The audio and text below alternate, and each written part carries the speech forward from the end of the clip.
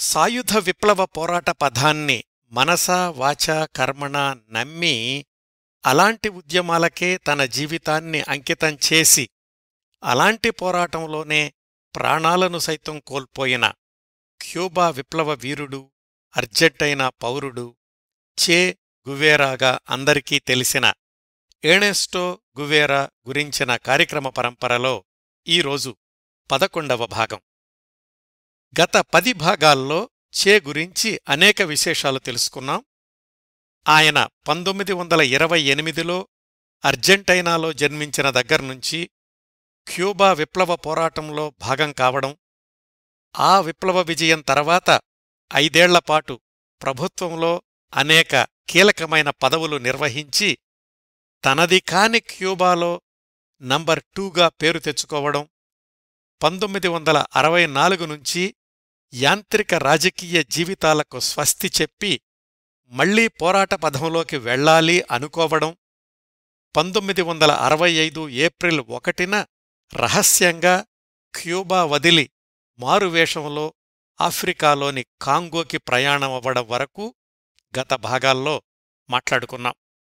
Cuba విడిచి వెళ్ళాక ఆయన ప్రయాణం ఎలా కొనసాగింది, ఇక్కడ క్యూబాలో హఠాత్తుగా అదృశ్యమైన ఆయన గురించి ఏమనుకున్నారు అనే ప్రశ్నల దగ్గర 10వ భాగాన్ని ఆపాం. ఇక్కడ్నుంచి మిగతా విశేషాలు ఈరోజు ఈ 11వ భాగంలో తెలుసుకుందాం. ఇప్పుడు మన కథనం కొంతసేపు ఆఫ్రికాలోని కాంగోలో, మరికొంతసేపు కరేబియన్ దీవుల్లోని క్యూబాలో సమాంతరంగా నడుస్తుంది. శ్రోతలకు ఇబ్బంది లేకుండా వీలైనంత సరళంగా చెప్పే ప్రయత్నం చేస్తాను. చే కాంగోనే ఎందుకెళ్లాడు అనే అంశం గురించి 10వ భాగం మొదట్లో 7-8 నిమిషాలు చెప్పానండి. శ్రోతలు అది విని ఉండకపోతే ఒక్కసారి ఆ 7-8 నిమిషాలు విని ఈ 11వ భాగాన్ని కొనసాగించండి. అప్పుడు మీకు మరింత స్పష్టత వస్తుంది. మరొక్క విషయం, చే కాంగోలో ఉన్న 7-8 నెలల్లో ఏం చేశాడు, ఎలా గడిపాడు అనే విషయాల్ని ఆయనే కాంగో డైరీస్ అనే పేరుతో సుమారుగా 300 పేజీల్లో చాలా వివరంగా రాసుకున్నారు. 1976లో మొట్టమొదటిసారి ఆ పుస్తకం స్పానిష్ భాషలో పబ్లిష్ అయ్యేదాకా ఆయన కాంగో జీవితం గురించి మిస్టరీగానే ఉండేది. ఆ పుస్తకం వచ్చిన దగ్గర్నుంచి సందేహాలకు తావులేకుండా ఆ విశేషాలు అందరికీ అందుబాటులోకి వచ్చాయి. ఆ పుస్తకంలోని అంశాలు ఆధారంగా 1965 ఏప్రిల్ 1న హవానా నుంచి ప్రత్యేక విమానంలో చే మరొక 2 విప్లవదళ నాయకులతో కలిసి బయల్దేరాక ముందుగా వాళ్లు మాస్కోలో దిగారు. అక్కడ్నుంచి కైరో మీదుగా టాంజానియాలోని దారు ఎస్ సలాం నగరాన్ని చేరుకున్నారు. టాంజానియా కాంగోకి సరిహద్దు దేశం, పైగా టాంజానియాలో క్యూబా ఎంబసీ ఉంది. అందుకని ఆ దేశాన్ని తమ తొలి మజిలీగా ఎంపిక చేసుకున్నారు. బహుశా మాస్కో నుంచి విమానంలో కాకుండా రోడ్డు మార్గాల ద్వారా ప్రయాణించి ఉండాలి. అందుకనే వాళ్లు టాంజానియా చేరుకునేసరికి 1965 ఏప్రిల్ 19 అయ్యింది. వాళ్లకి దారు ఎస్ సలాంలో ఆహ్వానం పలికిన క్యూబా అంబాసిడర్ పబ్లో రిబాల్టా. ఇతడు చేకి చిరపరిచితుడే. ఆయనతో కలిసి సియర్రా మయస్ట్రా పర్వతాల్లో పోరాటాల్లో పాల్గొన్నవాడే. తర్వాత క్యూబా కమ్యూనిస్టు పార్టీలో కీలక సభ్యుడయ్యాడు. ఆ తర్వాత ఇలా విదేశాలకు రాయబారిగా పనిచేస్తూ 1965 ఏప్రిల్కి టాంజానియా ఎంబసీలో పనిచేస్తున్నాడు. 6 ఏళ్ల పరిచయం ఉన్న అతడు కూడా చేని వెంటనే గుర్తుపట్టలేకపోయాడు, ఆయనే పరిచయం చేసుకునేదాకా. ఎందుకంటే చే వేషం మార్చుకుని ప్రయాణించాడు కదా, అందుకని. చే బృందానిది రహస్య ప్రయాణం కాబట్టి దారు ఎస్ సలాం నగరం శివార్లలో జనసమ్మర్దం ఎక్కువగా లేనిచోట ఒక చిన్న ఇల్లు అద్దెకు తీసుకుని అందులో తాత్కాలిక బస ఏర్పాటు చేశాడు రిబాల్టా. చేతో పాటుగా మరొక 2 విప్లవదళ నాయకులు ప్రయాణించారు అని ఇప్పుడే చెప్పాను కదా. వాళ్ల పేర్లు, ఒకతని పేరు మార్టినెజ్, ఇంకొకతని పేరు డ్రేక్. ఇందులో డ్రేక్ నల్లజాతీయుడు. కాంగోలోని మిగతా విప్లవదళంతో సత్సంబంధాల కోసమని నల్లజాతీయుడైన డ్రేక్ని ఎంపిక చేసి అతడికి క్యూబాలో శిక్షణనిచ్చి తీసుకొచ్చాడు చే. అంటే చేతో కలిపి ముగ్గురు కదా, వీళ్లల్లో ఇద్దరు శ్వేతజాతీయులు, ఒకరు నల్లజాతీయుడు అన్నమాట. ఇంకా హవానా నుంచి మరొక 11 మంది విప్లవదళ సభ్యులు మొదటి విడతలో విడివిడిగా ప్రయాణించి దారు ఎస్ సలాం చేరుకున్నారు. ఆ తర్వాత 2 రోజుల్లో ఇక్కడ్నుంచి అంటే దారు ఎస్ సలాం నుంచి కాంగో వెళ్లాలి అనేది వాళ్ల తరువాతి కార్యక్రమం. అయితే కాంగో వెళ్లాలంటే స్థానికంగా టాంజానియాలో ఉన్న కాంగో సింబాదళ సభ్యుల సహాయం కావాలి. అసలు ఎవరితో కలిసి పనిచేయాలి, మార్గదర్శకత్వం చేసేవాళ్లు కూడా ఉండాలి కదా. క్రిందటి భాగంలో చెప్పాను, కాంగోలోని సింబాదళ నేత కబీలా అంటే చేకి మంచి అభిప్రాయం ఏర్పడింది అని. అసలు ఆ కబీలాతో మాట్లాడాకే చే సింబాదళానికి మద్దతునివ్వాలి అనుకున్నాడని కూడా తెలుసుకున్నాం. అయితే వీళ్ళొచ్చే సమయానికి కబీలా అందుబాటులో లేడు. ఈజిప్టులోని కైరోలో వివిధ విప్లవదళాల సమ్మేళనానికి వెళ్లాడు. ద్వితీయ స్థాయి నాయకుడైన చమలేసో అనే యువకుణ్ణి చే బృందానికి సహాయం చెయ్యమని చెప్పి వెళ్లాడు. ఆ చమలేసో వచ్చి చేని కలుసుకున్నాడు. అయితే ఆయనే చే గువేరా అని చమలేసోకి తెలీదు. మనిషి రూపం కూడా మారిపోయింది కాబట్టి అతను గుర్తుపట్టే అవకాశం లేదు. అప్పుడే తన గురించి కాంగో దళానికి తెలియచేయడం చేకి ఇష్టం లేదు. అందుకే తనని తానుగా పరిచయం చేసుకోలేదు. తనొక డాక్టర్నని, లోగడ విప్లవ పోరాటాల్లో అనుభవం ఉందని చెప్పుకున్నాడు. తనతో వచ్చిన మిగతా ఇద్దరూ కూడా విప్లవ పోరాటాల్లో ఆరితేరినవాళ్లు అని చెప్పాడు.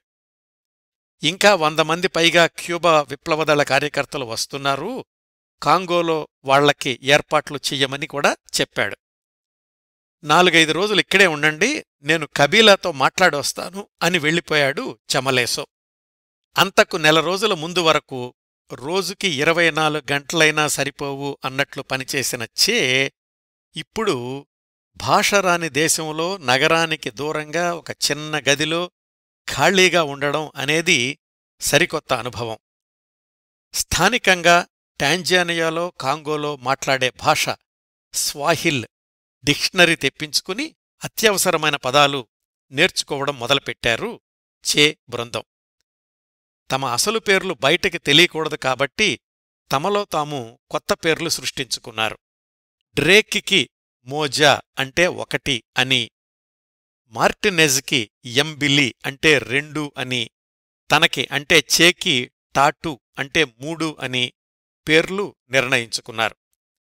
చే కాంగోలో ఉన్న 7-8 నెలల్లో అతడి పేరు టాటూనే, ఎవ్వరూ కూడా చే అని పిలిచేవాళ్లు కాదు. ఇట్లా వీళ్లు తరువాతి దశ గురించి వేచి చూస్తూ ఉండగా ఈ 3 వారాల్లో చే అదృశ్యమయ్యొచ్చాక క్యూబాలో ఏం జరుగుతుందో తెలుసుకుందాం. ఇప్పుడు మనం క్యూబా వెళ్లాలి. మన కథనం క్యూబాలో ఏప్రిల్ మొదటి వారానికి వెళుతోంది. 1965 ఏప్రిల్ 1న కదా చే క్యూబా వదిలేసింది. మొదట 4-5 రోజులు అనారోగ్యం వల్ల ఆఫీసుకు రావడం లేదేమో అనుకున్నారు. అయితే ఆయనింటి దగ్గరుండే భద్రతాదళ సభ్యులు కూడా ఇంట్లో లేడని చెప్పడం, ప్రధాన కార్యక్రమాల్లో ముఖ్యంగా పరిశ్రమల శాఖకు సంబంధించిన సమావేశాల్లో ఎక్కడా చే కనిపించకపోవడంతో క్యూబాలోనూ బయట కూడా పుకార్లు మొదలయ్యాయి. జాతీయ అంతర్జాతీయ పత్రికలు వివిధ రకాల కథనాలు రాయడం మొదలుపెట్టాయి. ఆ తర్వాత 5-6 నెలలు ఇవి కొనసాగుతూనే ఉన్నాయి. చే కనిపించడం మానేసిన 10 రోజులకు డొమినికన్ రిపబ్లిక్ దేశంలో అంతర్గత సంక్షోభం తారాస్థాయికి చేరింది. అమెరికా స్వయంగా రంగంలోకి దిగి అక్కడి తిరుగుబాటుదారుల్ని అణచివేయడంలో ప్రభుత్వానికి సహాయం చేసింది. చే అక్కడికెళ్ళి ఆ డొమినికన్ రిపబ్లిక్ దేశ తిరుగుబాటు దళాలకి సహాయం చేస్తున్నాడు అని కొన్ని పత్రికలు ఊహించి రాశాయి. కొన్ని పత్రికలైతే ఆ పోరాటంలో మరణించాడు అని కూడా రాశాయి. మరికొన్ని పత్రికలు అక్కడ కాదు, గ్వాటిమాలా, వెనుజువేలా, కొలంబియా ఆ దేశాల్లో ఎక్కడికో వెళ్ళాడు అని రాశాయి. అమెరికన్ పత్రిక న్యూస్ వీక్ అయితే చే క్యూబా రహస్యాల్ని $10 మిలియన్ల అమ్మేసి అజ్ఞాతంలోకి వెళ్ళిపోయాడు అని రాసింది. లండన్ పత్రిక ఈవినింగ్ పోస్ట్ ఆయన చైనాలో ఉన్నాడు అని రాసింది. ఉరుగ్వే పత్రిక మార్చా అయితే మధ్య క్యూబాలో చెరుకు తోటల్లో విశ్రాంతి తీసుకుంటున్నాడు, అంతు తెలియని వ్యాధి బారిన పడ్డాడు అని రాసింది. మాస్కోలో అయితే చేకి ఫిడెల్కి మధ్య విభేదాలు తారాస్థాయికి చేరుకోవడంతో ఫిడెల్ కాస్ట్రోనే చేని క్యూబా నుంచి పంపించేశాడు అని పుకార్లు చెలరేగాయి. ఇవన్నీ ఊహాగానాలేనండి. అయితే వీటిల్లో కొన్ని మాత్రం క్యూబా నిఘా విభాగం సృష్టించినవే. సిఐఏ దృష్టిని మరల్చడానికి తామే తప్పుడు వార్తల ప్రసారం చేశారు క్యూబా మిలిటరీ అధికారులు. చే భార్య ఎలియాడా ఇంట్లో నుంచి బయటకు రావడం మానేసింది. వీటన్నింటికీ సమాధానం చెప్పగల వ్యక్తి ఒక్కడే, ఫిడెల్ కాస్ట్రో. ఆయన కూడా తనంతట తానుగా ఏ ప్రకటన చెయ్యలేదు. 1965 ఏప్రిల్ 20న ఒక విదేశీ విలేఖరికి ఇంటర్వ్యూ ఇస్తూ చెప్పాడు ఫిడెల్ కాస్ట్రో, చే విప్లవ పోరాటాలకు ఉపయోగపడే చోటనే ఉన్నాడు, ప్రస్తుతానికి ఇంతకంటే ఏమీ చెప్పలేను, మా ఇద్దరి మధ్య స్నేహ సంబంధాలు అద్భుతంగా ఉన్నాయి, నిజానికి 4-5 క్రిందటతో పోలిస్తే ఇప్పుడే మేము ఎక్కువ దగ్గరగా ఉన్నాం, సమయం సందర్భం వచ్చినప్పుడు మరిన్ని వివరాలు చెప్తాను అని. క్యూబాలో ఇలా ఉంటే ఏప్రిల్ నెలలోనే చే నుంచి వర్తమానం అందుకున్న వ్యక్తులు 2 అర్జెంటైనాలో ఉన్నారు. ఒకరు చే నాన్న, ఇంకొకరు చే అమ్మగారు. ఏప్రిల్ మధ్యలోనే చే నాన్నకు ఒక పోస్టు కార్డొచ్చింది.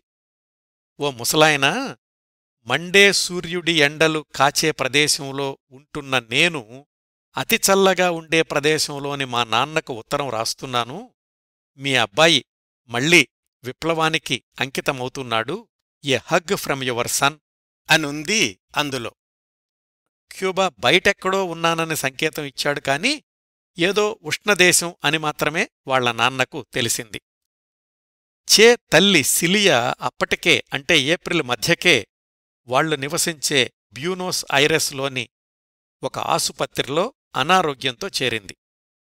హవానా నుంచి వచ్చిన చే మిత్రుడొకతను చే రాసిన ఉత్తరాన్ని స్వయంగా అందించాడు ఆమెకు. అది మార్చి చివర్లో రాసింది, అంటే చే ఇంకా క్యూబాని వదలడానికి ముందు రాసింది. ఆ మిత్రుడి ప్రయాణంలో ఆలస్యమవడంతో 3 వారాల తర్వాత ఆ ఉత్తరం చే అమ్మగారి చేతికి అందింది. అందులో ఏం రాశాడంటే ఆయన, నేను కొంతకాలం ప్రజాజీవితం నుంచి విశ్రాంతి తీసుకుందామనుకుంటున్నాను, మిత్రుడు గ్రెనాడోతో కలిసి చెరుకు తోటల్లో 1 నెల రోజులు పనిచేస్తాను, ఆ తర్వాత 5-6 ఏళ్లపాటు ఏదైనా ఫ్యాక్టరీలో కార్మికుడిలాగా పనిచేద్దామనుకుంటున్నాను అని. కొడుకు ఇలా సరదాగా ఉత్తరాలు రాయడం ఆమెకు తెలుసు కాని అప్పటికే ప్రచారంలో ఉన్న వదంతుల్లో కొన్ని ఆమెకు కూడా చేరాయి. ఆ ఉత్తరం అందించిన కుర్రాడు మళ్లీ హవానా వెళ్తున్నాను అని చెప్పాడు. సిలియా కొడుక్కి సమాధానం రాసి వ్యక్తిగతంగా అందించమని ఆ మిత్రుడికి ఇచ్చింది. ఒరే అబ్బాయ్, ఎందుకో మన ఉత్తరాల్లో సహజత్వం లోపిస్తోందనిపిస్తోంది, నువ్వు రాసిన వాక్యాల మధ్యలో ఇంకేదో అర్థం కనిపిస్తోంది, డొంకతిరుగుడు లేకుండా సూటిగా అడుగుతాను చెప్పు, క్యూబాలో చెరుకు తోటలో పనిచేసేవాళ్లు తక్కువయ్యారా? నువ్వు ప్రభుత్వ పదవిని వదిలేసి చెరుకు తోటల్లోకి వెళ్లాల్సిన అవసరం ఉందా? ఓ తల్లిగా కాదు, ఒక వృద్ధురాలిగా చెప్తున్నాను, గుర్తుంచుకో. ఒకవేళ క్యూబా ప్రభుత్వంలో నీకు ఇబ్బందికరమైన పరిస్థితులు ఎదురైతే ఇక్కడ మేమందరం ఉన్నాం. మేమే కాదు, ఘనా, అల్జీరియా ఎక్కడికి వెళ్ళినా నిన్ను పువ్వుల్లో పెట్టుకుని చూసుకుంటారు. అవున్లే, ఎక్కడికెళ్ళినా విదేశీయుడిలాగా జీవించడమనేది అలవాటయింది కదా, సరే అలాగే కాని నువ్వు ఎక్కడున్నా క్షేమంగా ఉండాలని ఆశించే నీ తల్లి అని రాసింది అందులో. ఆ ఉత్తరం హవానాకి తీసుకెళ్లాల్సిన స్నేహితుడికి వీసా సమస్య రావడంతోటి క్యూబా వెళ్లలేకపోయాడు. ఒకవేళ వెళ్ళినా చే అక్కడ లేడు కాబట్టి ఆ ఉత్తరం అతడికి చేరేది కాదు. అప్పుడే కాదు, ఇంకెప్పుడూ ఆ ఉత్తరం చేని చేరలేదు. ఆ ఉత్తరం కొడుక్కు అందుతుందని సమాధానం కోసం ఎదురుచూస్తూనే ఆ పిచ్చితల్లి తరువాతి నెలలో కన్నుమూసింది. వివరాలు కొద్ది క్షణాల్లో తెలుసుకుందాం. ఇట్లా క్యూబాలో అతడి కుటుంబంలో చే గురించి ఇంత సందిగ్ధత కొనసాగుతూ ఉండగా మళ్ళా మనం టాంజానియా వెళదాం రండి. చే బృందం తరువాతి ప్రయాణంలో ఏం జరిగిందో తెలుసుకుందాం. ఇంకా మన కథనం 1965 ఏప్రిల్ 20-21 తేదీల్లో ఉంది. కబీలా తర్వాత స్థాయి నాయకుడు చెమలేసోనే చేతో మాట్లాడుతున్నాడని చెప్పాం కదా, అతడే చే బృందాన్ని కాంగో తీసుకెళ్లడానికని ఇప్పుడొచ్చాడు. తరువాతి విశేషాలు తేలిగ్గా అర్థం చేసుకోవడానికి ఒక్కసారి మ్యాప్ చూడాలి మనం. దారు ఎస్ సలాం నగరం టాంజానియాకి తూర్పు అంచున ఉంటుంది. కాంగో అంటే ఇప్పటి democratic republic of Congo DRC, పెద్ద కాంగో, టాంజానియాకి పశ్చిమ అంచున ఆనుకుని ఉంటుంది. అంటే టాంజానియా నుంచి కాంగో దేశంలోకి ప్రవేశించాలంటే దారు ఎస్ సలాం నుంచి టాంజానియా దేశం మధ్యగా ప్రయాణించి పశ్చిమ అంచుని చేరుకోవాలి. టాంజానియా కాంగోలను విడదీస్తూ మధ్యగా లేక్ టాంగానికా ప్రవహిస్తూ ఉంటుంది. పేరుకి లేక్ కాని మన పరిభాషలో చూస్తే పొడవాటి నదిలాగా ఉంటుంది. రెండు దేశాల మధ్య ఆ సరస్సు వెడల్పు కొన్ని మైళ్లుంటుంది. 1965 ఏప్రిల్ 21న బయల్దేరి రోడ్డు మార్గంలో కారులో ప్రయాణించి చే బృందం టాంజానియా పశ్చిమ అంచున ఉన్న కిగోమా అనే ఊరు చేరుకున్నారు. ఇది లేక్ టాంగానికాని ఆనుకునుంటుంది. అక్కడ్నుంచి పడవలో లేక్ దాటి వెళితే కాంగోలో ప్రవేశిస్తారు. కాంగోలో వాళ్లు ప్రవేశించే ఊరి పేరు కిబాంబా. మ్యాప్లో చూపిస్తున్నాను. అంటే టాంజానియాలోని కిగోమాలో పడవ ఎక్కి లేక్ టాంగానికాని దాటి కాంగోలోని కిబాంబా ఊరికి వెళ్లాలన్నమాట. చే బృందం కిగోమా చేరుకునేసరికి ఆ సరస్సు దాటడానికి పడవలు సిద్ధంగా లేవు. చెమలేసో అప్పటికప్పుడు తమ వాళ్లతో మాట్లాడి పడవలు ఏర్పాటు చేసేసరికి ఒకరోజు పట్టింది. అక్కడే చేకి అనుమానం వచ్చింది. తామొచ్చి 4 రోజులయింది కదా, ముందు ఏర్పాట్లు ఎందుకు చెయ్యలేకపోయారు అని. కాంగో విప్లవ దళంతో ఇంకా దారుణమైన అనుభవాలు ఎదురవుతాయని ఆయనకింకా తెలీదు. ఎలాగైతే 1965 ఏప్రిల్ 24 ఉదయానికి చే బృందాన్ని కాంగో తీరానికి చేర్చాడు చెమలేసో. ఒక విషయం మర్చిపోవద్దండి, ఇంకా తనతో ఉన్నది చే గువేరానే అని చెమలేసోకి తెలీదు. కైరోలో ఉన్న కబీలాకైతే తెలుసు చే బృందం టాంజానియా చేరుకుంది అని. ఇప్పుడు చే బృందం ప్రవేశించింది కాంగో తూర్పు ప్రాంతంలో.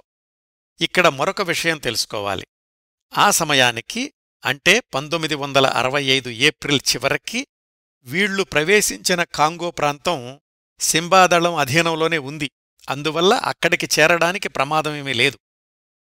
దాదాపు 4 నెలల క్రిందటిదాకా కాంగోలోని తూర్పు తీరంలో చాలా విస్తీర్ణం సింబాదళం అధీనంలోనే ఉండేది.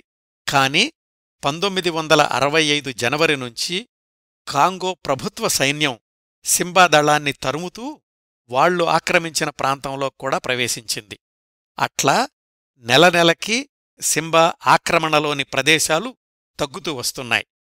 చే బృందం అక్కడికి చేరుకునేసరికి కాంగో ప్రభుత్వ మిలిటరీ సైన్యానికి సింబాదళానికి సరిహద్దు 100 మైళ్ల దూరంలో ఉంది. అంటే చే బృందం సహాయంతో కాంగో సింబా తిరుగుబాటుదారులు 100 మైళ్ల దూరంలో ఉన్న ప్రభుత్వ సైన్యంతోటి పోరాడాలి. వాళ్లు ఇంకా తమ ప్రాంతంలోకి చొచ్చుకురాకుండా చూడాలి. ఇదండి చే దళం చెయ్యాల్సిన యుద్ధం. తరువాతి రోజుల్లో ఇదెలా జరిగిందో తెలుసుకుందాం. చే దళం కోసమని కాంగోలో 2-3 గుడిసెలు సిద్ధం చేశారు. ఇంకా సింబా తిరుగుబాటుదారులకి ఆ ప్రాంతంలో సరైన స్థావరాలు లేవు. ఇక్కడ్నుంచి చేకి చేదు అనుభవాలు మొదలయ్యాయి. అక్కడున్న సింబా తిరుగుబాటుదళ సభ్యుల్లో క్రమశిక్షణ కనిపించలేదు. వాళ్లల్లో చాలామంది తరచూ పడవల్లో టాంజానియాకి వెళ్లి అక్కడ క్లబ్బుల్లోనూ వ్యభిచార గృహాల్లోనూ కాలక్షేపం చేసి వస్తున్నారు అని తెలిసింది. చేకి ఎదురైన ఇంకొక సమస్య భాష. స్థానిక భాష ఆయనకు ఇంకా పట్టుబడలేదు. వారం కూడా కాలేదు కదా. కొంతలో కొంత నయం ఏమిటంటే ఆ దళంలో కొంతమందికి ఫ్రెంచ్ భాష వచ్చు. అయితే చే గ్రహించిన ఇంకొక సమస్య, ఆ దళంలో చాలామందికి తమని తీసుకొచ్చిన చెమలేసో అంటే అంతగా గౌరవం లేదు. ఎందుకంటే ఈ చెమలేసో ఎక్కువ సమయం టాంజానియాలోనూ ఉంటాడని, తమను పట్టించుకోడని వాళ్ల దుగ్ధ. అలాంటి చెమలేసో ఇప్పుడు ఎవరో కొత్తవాళ్లని క్యూబా నుంచి తీసుకొచ్చి తమతో కలిసి పనిచేస్తారు అంటే వాళ్లకి అంతగా నచ్చలేదు. అసలు తనని ఆహ్వానించిన కబీలా అక్కడ లేకపోయేసరికి ఈ సమస్యలన్నింటినీ పరిష్కరించుకోవడం చే బాధ్యత అయ్యింది. ఇంక ఆ సమయంలో తనని తాను పరిచయం చేసుకోవడం మంచిది అనిపించింది చే గువేరాకి. వచ్చేటప్పుడు ఎవరూ గుర్తుపట్టకుండా ఉండడానికి పెట్టుకున్న కళ్ళజోడు తీసేశాడు. అప్పటికి గడ్డం పెరిగింది. తన మార్కు టోపీని పెట్టుకున్నాడు. చెమలేసోని పక్కకి తీసుకెళ్ళి తానే చే గువేరా అని చెప్పుకున్నాడు. చెమలేసో ఒక్కసారిగా షాక్ తిన్నాడు. చే పేరు తెలియని విప్లవదళాలు ప్రపంచంలో ఎక్కడా లేవు ఆ సమయానికి.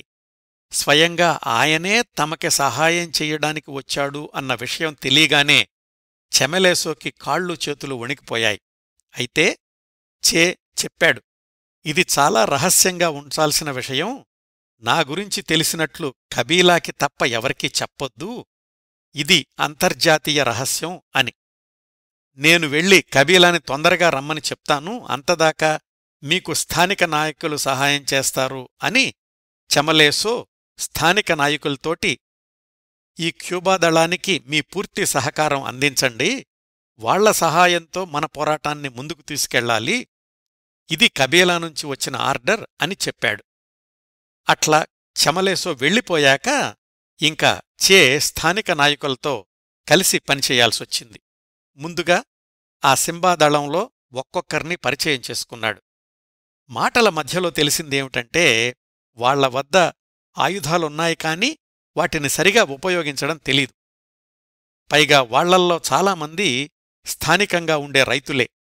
వాళ్లకి ఒక నమ్మకం ఉంది, ఏవో పసర్లు కలిపిన ద్రవాన్ని ఒంటిమీద చల్లి నుదుట్టున బొగ్గుతో గీస్తే వాళ్లకి శత్రువుల నుంచి ప్రమాదం ఉండదు అని. ఆ మంత్రజలాన్ని వాళ్ల భాషలో దవా అంటే మందు అని అర్థం. వాళ్ల లెఫ్టినెంట్ చెప్పాడు చేతోటి, నేను చాలాసార్లు ఈ దవా అనే మంత్రజలం వల్లనే శత్రువుల తుపాకీ గుళ్ల నుంచి తప్పించుకున్నాను అని. చేకి చాలా చిత్రంగా అనిపించింది వాళ్ల నమ్మకాలు. ఎందుకు వాళ్ల ఉద్యమం బలహీనంగా ఉందో కొంచెం కొంచెం అర్థమవడం ప్రారంభమయ్యింది. వాళ్లంతా కలిసి సుమారుగా 100 మంది ఉన్నారు. చేనే వాళ్లందరికీ ఒక ప్రణాళిక చెప్పాడు. మీలో 20 మందిని ఒక బృందంగా తయారుచేసి వాళ్లకు శిక్షణ ఇస్తాను. శిక్షణ తీసుకున్న వాళ్లు ముందు వెళ్లి పోరాడుతూ ఉండగా ఇక్కడ ఇంకో బృందాన్ని తయారుచేస్తాను. ఇలా ఒకళ్ల తర్వాత ఒకళ్లు పోరాటానికి వెళ్లొచ్చు అని. మీ ఆలోచన బాగానే ఉందిగాని దీనికి పై అధికారుల అనుమతి కావాలి. వాళ్లు టాంజానియా నుంచి వచ్చాక మాట్లాడుకుందాం అన్నారు వాళ్లు. మళ్ళీ ఇంకొక అడ్డంకి.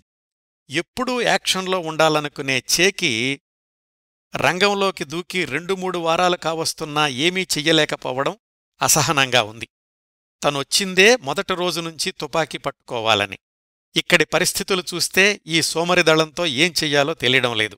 సరే, టాంజానియా నుంచి పై అధికారులు వచ్చేలోగా ఖాళీగా ఉండడం ఎందుకు అని అక్కడికి సమీపంలోనే ఉన్న విప్లవదళ వైద్య శిబిరంలో సహాయం చేద్దామని వెళ్లాడు. అక్కడ ఇంకొక అనుభవం. అక్కడ వైద్యానికొచ్చే సింబాదళ సభ్యుల్లో చాలామంది సుఖవ్యాధులతో వచ్చేవాళ్లే. మరికొంతమందేమో గాయాలతో వచ్చినప్పటికీ ఆ గాయాలు పోరాటంలో తగిలినవి కాదు, రోడ్డు ప్రమాదాల్లోనో తుపాకీ సరిగా ఉపయోగించడం తెలియక వాళ్లకి వాళ్లు చేసుకున్న గాయాలు. మరింత నిరుత్సాహం కలుగుతున్నప్పటికీ కబీలా వచ్చాక పరిస్థితులు చక్కదిద్దుకుంటాయేమోనని భరిస్తున్నాడు చే. ఇంకొక ప్రత్యామ్నాయం కూడా లేదు ఆ పరిస్థితిలో. ఈలోగా సీజన్ మారడంతోటి సింబాదళంతో పాటు చే బృందంలో కూడా చాలామంది మలేరియా వ్యాధి బారిన పడ్డారు. అది తగ్గడానికి మందులు వాడితే నీరసం, కీళ్లనొప్పులు. చే కూడా మలేరియాకి మరికొన్ని స్థానిక అనారోగ్యాలకి గురికాక తప్పలేదు.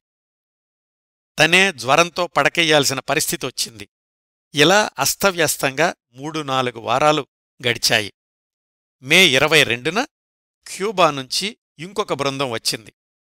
దాంతో కలిపి మొత్తం క్యూబా నుంచి వచ్చిన వాళ్ల సంఖ్య 60 దాటింది. అయితే ఈసారి వీళ్లని తీసుకొచ్చిన నాయకుడు చేకి ఇంకొక భారమైన వార్త కూడా మోసుకొచ్చాడు. అదే చే అమ్మగారు సిలియాకి ఆరోగ్యం బాగా క్షీణించిందని, ఆసుపత్రిలో తనకోసం కలవరిస్తోందని. విప్లవ వీరులు భావోద్వేగాలకు దూరంగా ఉండలేరు, కానీ వాటిని బయటకు చూపించకూడదు. ఆ క్షణాల గురించి చే తన డైరీలో రాసుకున్నాడు. ఈ వార్త ఇంతటితో ఆగిపోతే బాగుండును అనుకున్నాను, కాని ఆ వార్త నాకు అందేసరికే అక్కడ బ్యూనోస్ ఐరెస్లో అమ్మ కన్నుమూసింది అని తర్వాత తెలిసింది నాకు. హవానా వదిలే ముందు ఒక్కసారైనా అమ్మను చూడాలని అనుకున్నాను, కుదరలేదు. ఇంకా తనని ఎప్పుడూ చూడలేను అని ఇప్పుడు తెలిసింది. కన్నీళ్లు వచ్చాయా, వస్తున్నాయా, కాని బయటకు తెలియకూడదు. అన్నీ నాలోనే, నాతోనే అని. ఇట్లా చే కాంగోలో అస్తవ్యస్త స్థితిలో మలేరియాతో, కీళ్లనొప్పులతో బాధపడుతూ ఉంటే, వేల మైళ్ల దూరాన ఉన్న కన్నతల్లికి పాడుకలలో పేగు కదిలింది. అక్కడేం జరిగిందో తెలుసుకోవడానికి టైం లైన్లో 1 వారం వెనక్కి అర్జెంటైనాలోని బ్యూనోస్ ఐరెస్కి వెళదాం. చే క్యూబాని వదిలి వెళ్లిన ఏప్రిల్ నెలలో ఆయన ఉనికి గురించి వదంతులు షికార్లు చేస్తున్న రోజుల్లోనే చే తల్లిగారు సిలియా ఆసుపత్రిలో చేరారు అని కొద్ది నిమిషాల క్రిందటే మాట్లాడుకున్నాం. అప్పటికే ఆమెకు క్యాన్సర్ వ్యాధి సోకింది, కాని ఎవ్వరికీ తెలియకుండా జాగ్రత్తపడింది. 58 సంవత్సరాల వయసులో ఒక్కర్తే అపార్ట్మెంటులో ఉండేది. భర్త దూరంగా ఉండేవాడు. కొడుకు, కోడలో అంటే చే తమ్ముడు, మరదలో తరచూ వచ్చి సిలియా క్షేమ సమాచారాలు తెలుసుకుంటూ ఉండేవాళ్లు. ఎంత దాచినా భయంకరమైన వార్త దాగదు కదా. 1965 మే 10కి క్యాన్సర్ తీవ్రతరమై ఆసుపత్రిలోనే ఉండాల్సొచ్చింది సిలియా. చే చిన్ననాటి మిత్రులు క్రమం తప్పకుండా ఆసుపత్రికొచ్చి సిలియా పక్కనే ఉండేవాళ్లు. ఆసుపత్రి అధికారులకు ఆమె ఎర్నెస్టో గువేరా తల్లి అని తెలియగానే ప్రభుత్వం నుంచి ఏం ప్రమాదమొస్తుందోనని వెంటనే ఖాళీ చెయ్యమన్నారు. చే మిత్రులు సిలియాని దగ్గర్లోని మరొక ఆసుపత్రికి మార్చారు. రోజురోజుకీ పరిస్థితి దిగజారుతోంది.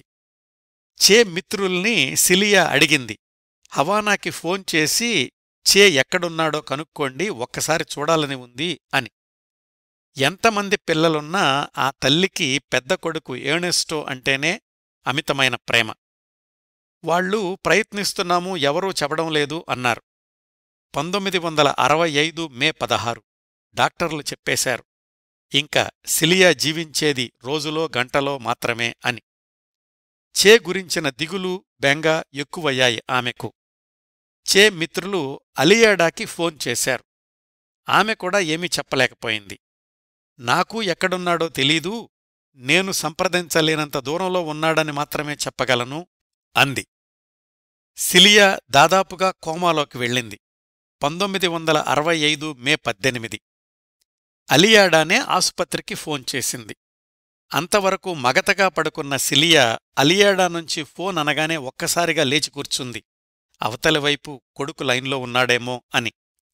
అలియాడా నుంచి కొత్త కబురేమీ లేదు. ఎంత ప్రయత్నించినా చే గురించి ఏమీ తెలియలేదు అన్న సమాచారం తప్ప.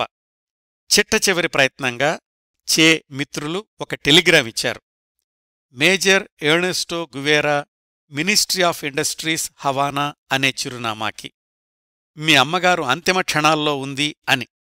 ఆ టెలిగ్రామ్ హవానాలో పరిశ్రమల శాఖలో ఒకప్పటి చే ఆఫీసులోని టేబుల్ మీదకి చేరింది, కాని దాన్ని చదువుకోడానికి చే అక్కడ లేడు అంతే.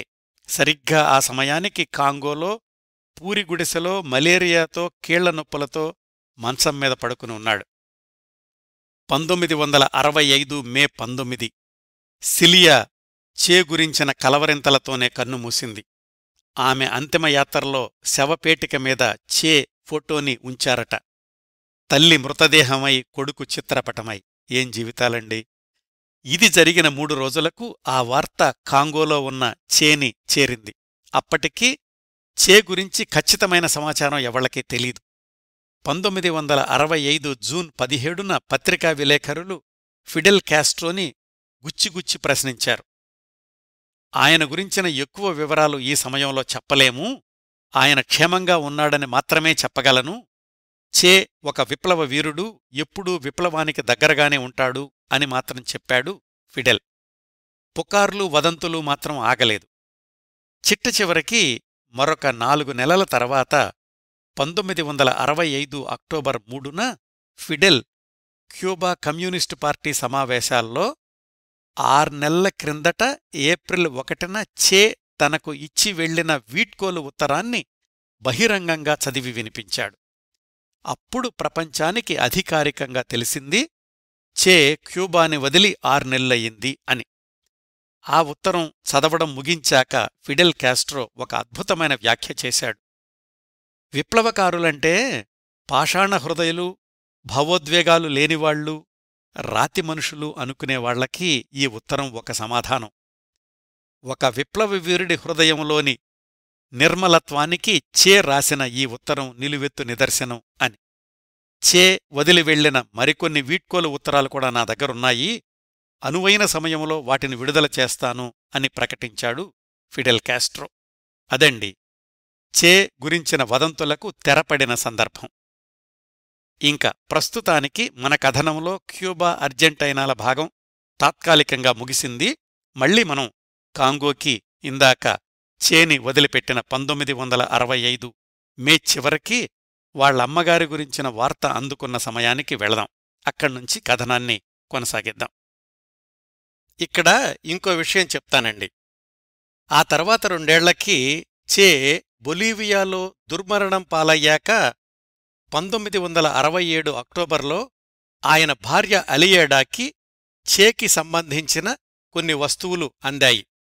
వాటిల్లోని ఒక నోట్బుక్లో కొన్ని చిన్న చిన్న కథలు, గల్పికల్లాంటివి ఉన్నాయి. వాటిల్లో ఒకటి ది స్టోన్ అనే గల్పిక. చే తన తల్లి మరణవార్త విన్నాక రాసిన గల్పిక అది.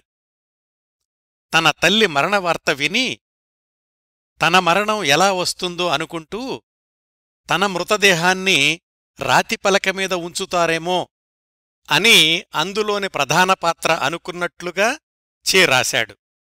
ఆయన అంతిమ క్షణాల్లో నిజంగానే అలాగే జరగడం కొన్ని యాదృచ్ఛికాలకు లాజిక్ ఉండదేమో. ఏదేమైనా అంత తీవ్రంగా కదిలించింది తన తల్లి మరణవార్త.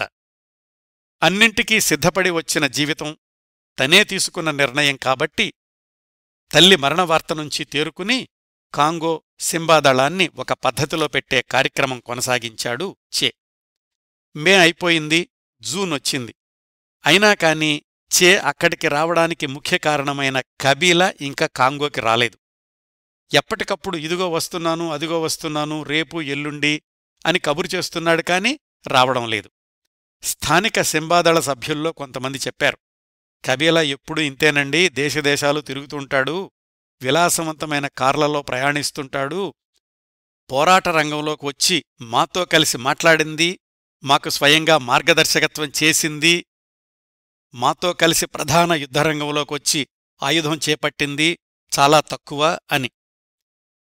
వాళ్లు తమ నాయకుణ్ణి గురించి అలా మాట్లాడడం ఒక తప్పు అనిపిస్తే, అసలు పోరాట రంగానికి దూరంగా ఉండడం అనే కబీలా వ్యవహార శైలే చేకి నచ్చలేదు. అయినాగాని తను రంగంలో ఉన్నాడు కాబట్టి ఉన్నవాళ్లతోనే పోరాటాన్ని బలోపేతం చేసే ప్రయత్నాలు కొనసాగించాడు.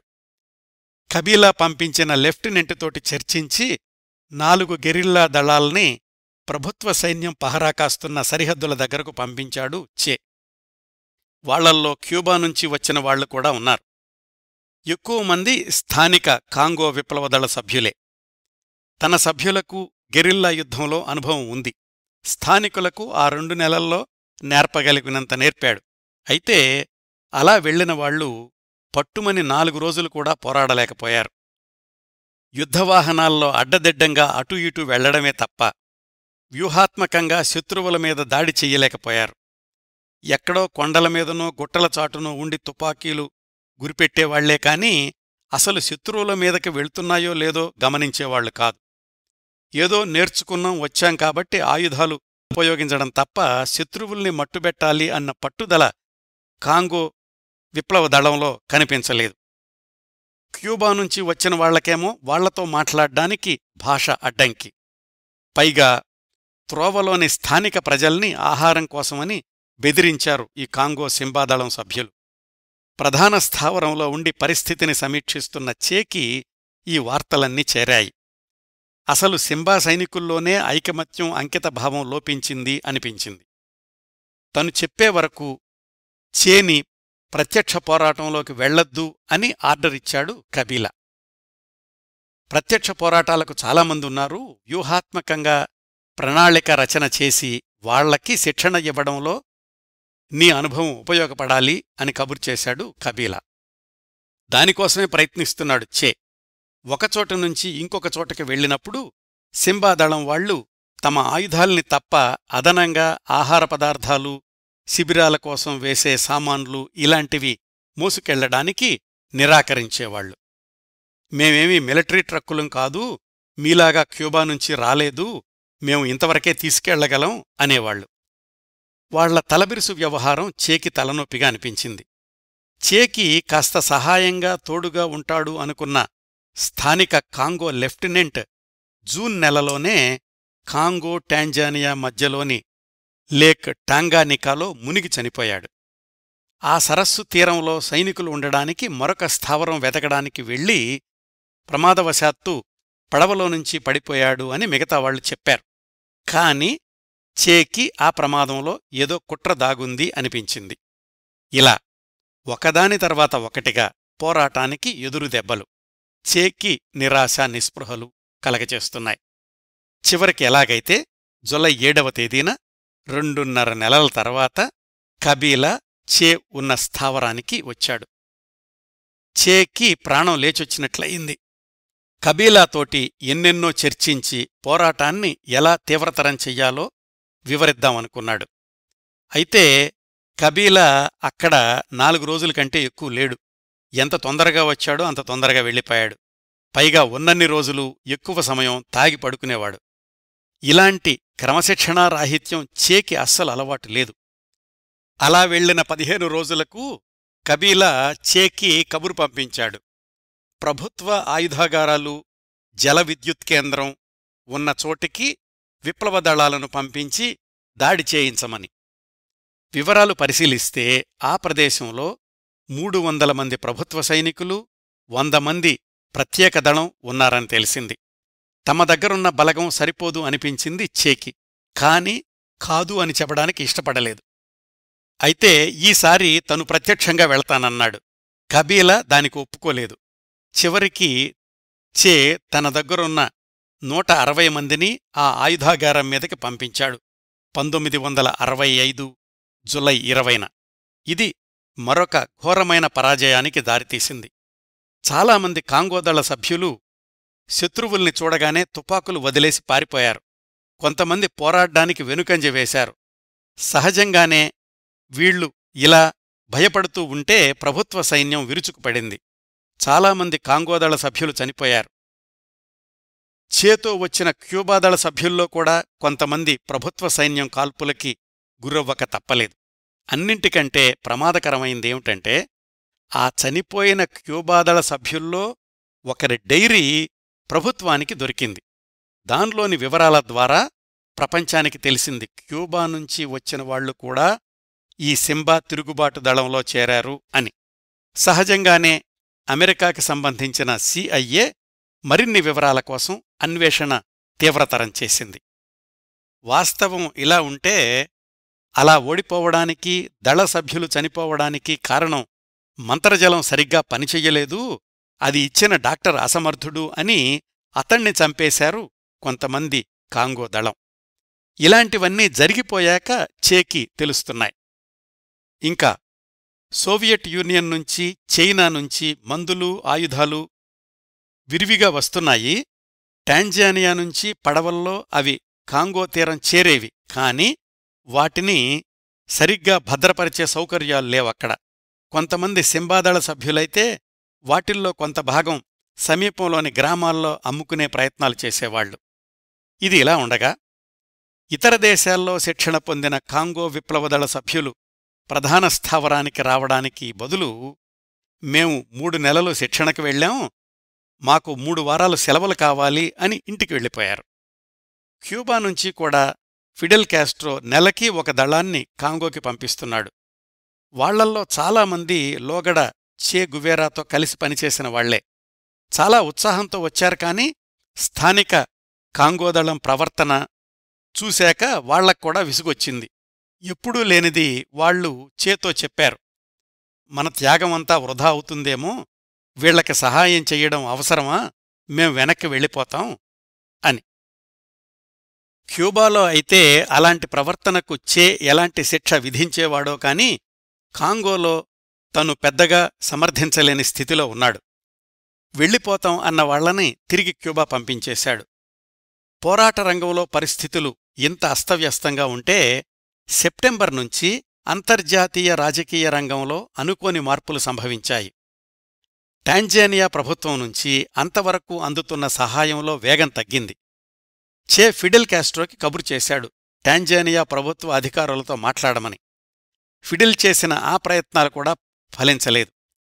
అంతకు ముందు వరకు తమకు అండగా ఉంటుందనుకున్న అల్జీరియాలోని ప్రభుత్వం కూడా కుప్పకూలింది.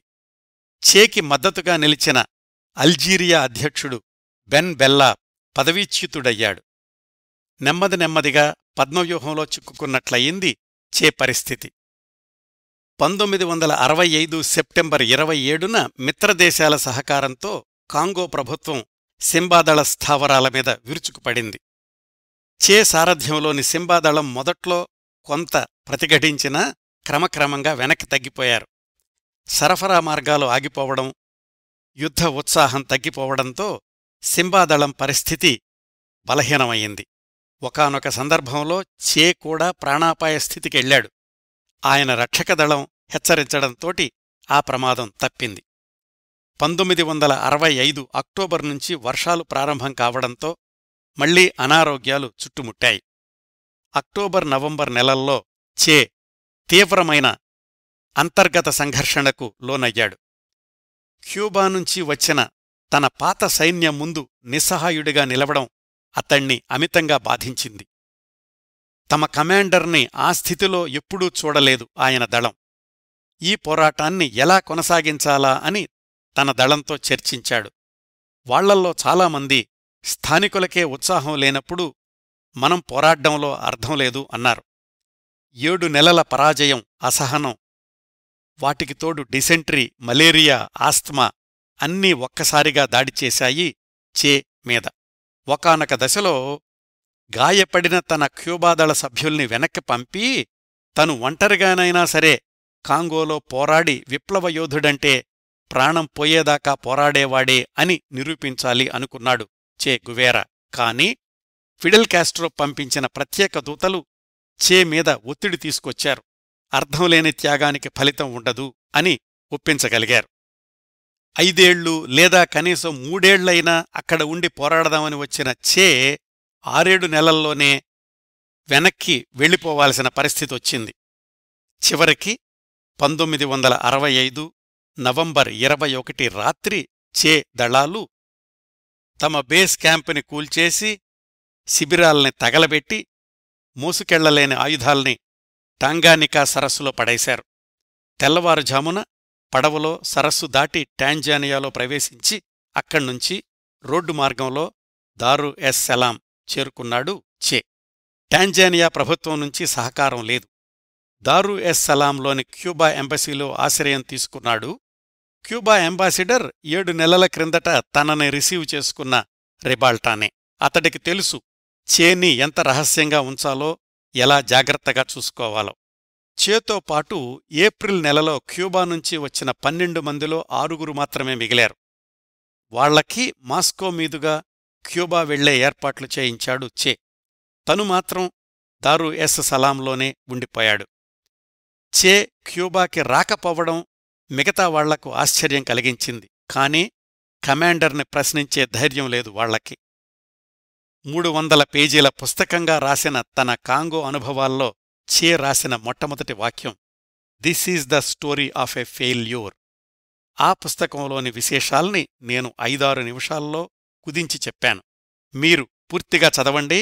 ఆ 7 నెలలు చే గువేరాతో కలిసి కాంగో పర్వతాల్లో ప్రయాణించిన అనుభూతి కలుగుతుంది. ఆ సమయంలో ఆయన అంతర్గత ఘర్షణ అర్థమవుతుంది. ఈ వైఫల్యానికి ఆయన రాసిన కారణాల్లో 1-2 పోరాడాలి అనే సంకల్పం లేని దేశాన్ని మనం ఒంటరిగా విముక్తి చెయ్యలేం. ఇది పూర్తిగా మానవ వైఫల్యం. పోరాడాలనే తపన లేని అవినీతిపరులైన నాయకుల ఆధ్వర్యంలోని దళాలు విప్లవ పోరాటాలు చెయ్యలేవు. అయితే ఈ మొత్తం పరిస్థితిని సమీక్షిస్తే కొన్ని ప్రశ్నలెదురవుతాయండి. కాంగోలోని పరిస్థితిని చే ముందుగా సరిగా అంచనా వేయలేకపోయాడా? మరి ఫిడెల్ కాస్ట్రో కూడా దాన్ని సమర్థించే కదా చేని పంపించాడు. చే కాంగో రావడం దుందుడుకుతనమా? మళ్లీ వెనక్కి వెళ్లడాన్ని అవమానంగా భావించాడా? విప్లవ పోరాటంలో తన నిర్ణయమే సరైంది అనుకున్నాడా? వీటికి సమాధానాలు ఎన్ని విధాలుగానైనా చెప్పుకోవచ్చండి. ఇంకొక కీలకమైన పరిణామం ఏమిటంటే, చే బృందం కాంగోని వదిలేసిన 4 రోజులకే, అంటే 1965 నవంబర్ 25న కాంగో సైనిక దళాధిపతి మొబుటు తన దళంతో తిరుగుబాటు చేసి అధ్యక్షుణ్ణి, ప్రధానమంత్రిని కూలదోసి దాదాపు నియంతృత్వ పాలనకు పునాదివేశాడు. దేశంలో అప్పటివరకు తలెత్తుతున్న తిరుగుబాటుదారుల్ని బలవంతంగా అణచేశాడు.